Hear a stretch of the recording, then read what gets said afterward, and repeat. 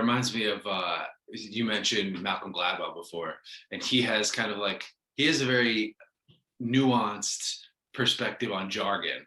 And it's like he kind of avoids jargon as much as possible. But in the off case that it would be really helpful, he'll bring it in and then he'll like describe it. And then the reader has a new tool. And it just kind of reminds me of what you're saying. Avoid jargon where you can. And to your point, I mean, you're a computer scientist and you couldn't tell from reading your books.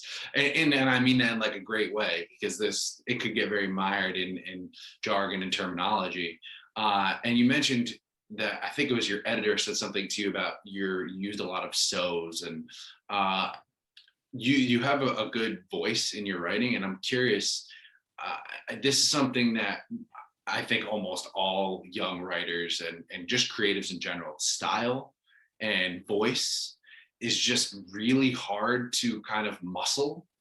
And I'm curious your experience with that. It was like looking back in hindsight, I know it's challenging, but how you kind of came to that voice, or was there any kind of moment where you like realized, okay, this is how I sound and it internalized? Or was it more just, back of the head, it just comes over time?